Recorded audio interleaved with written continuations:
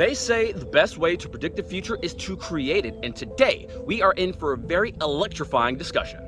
What is up, guys? It is me, Gary Car Guy, and today I have some very interesting things to tell you. And while Hyundai has not yet officially released any details about their Ioniq 7, their first electric 3-row SUV, I have some very interesting rumors to tell you. So, without further ado, let's go. First up, let's talk about the exterior styling of the Ioniq 7 by looking at the 7 concept. Now, although production vehicles never hit the road with 100% fidelity to the concept, you can bet that the styling cues will be embraced by the road-going Ioniq 7s. A modern, dynamic design, the front should feature Hyundai's newest design element, the seamless horizon running lights, as seen here in the 2024 Kona. Also, seen poking out from behind the concealment in the spy shots are the pixelated headlights, which help confirm the relation between its Ioniq 5 and Ioniq 6 brethren. The body itself, although covered, seems to reflect a stylish and aerodynamic flow with its sleek roofline, giving the production version of the Ioniq 7 a very elegant silhouette similar to what we've seen on the concept. Moving on the inside of the Ioniq 7, it is rumored to have a very spacious and tech-forward cabin while also providing third-row seating. While using renewable resources, it is still expected to have a premium-feeling interior, and couple that with the versatility of having a flat floor, families will not feel like sardines in a tin regardless of where they decide to sit. Hyundai will undoubtedly incorporate advanced infotainment system with a large touchscreen display, but it is still as of yet unknown whether the displays will span the length of the dashboard as seen in the concept or be more along the lines of the 2024 Santa Fe's curved driver's display.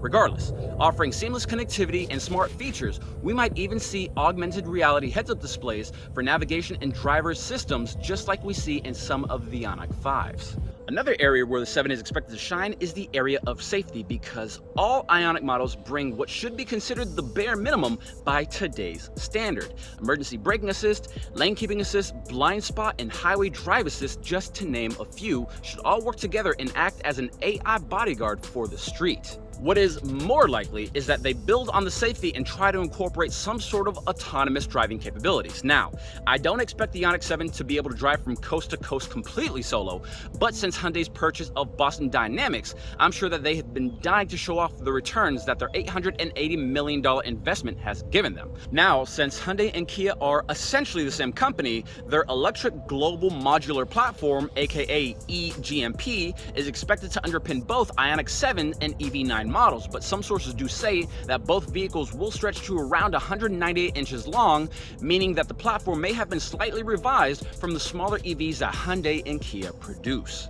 This could also mean that we see various battery pack sizes for the Ioniq 7, but the big news from Kia is that the EV9 does offer a 100 kilowatt-hour battery pack, meaning that you should expect to see that make its way into the Ioniq 7 as well in one form or another. Bigger battery packs might also mean big ranges, because the 7 is rumored to be targeting over 300 miles.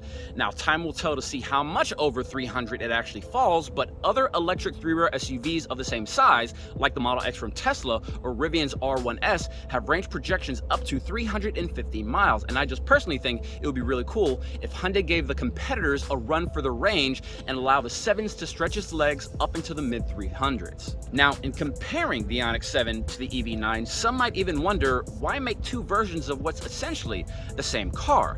Now, while both vehicles do share the same type of underpinnings, each will cater to likely different audiences. Much like the Palisade and the Telluride of today, the Ioniq 7 should focus on a more refined and luxurious experience, whereas the EV9 might emphasize a more rugged handling and a sportier design.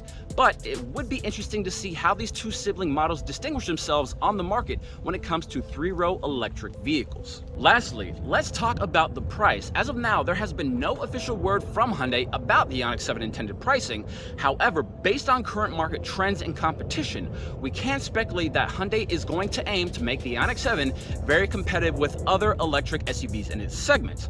Now, many auto journalists have been reporting that the 7 is expected to start somewhere in the $50,000 price range and top out somewhere between $70,000 to $80,000 for the fully equipped model.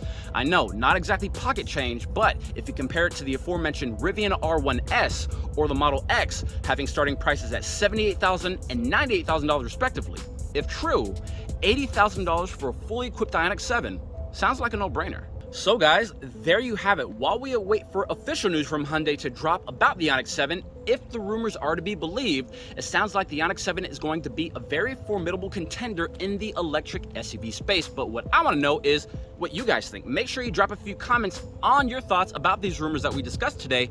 And if you like these videos, make sure you like, subscribe, and share. Now, if you like the shirt, go ahead on over to miguelmycarguy.com and pick one up for yourself. But until next time, I'm Miguel, your car guy, and I'll see you soon.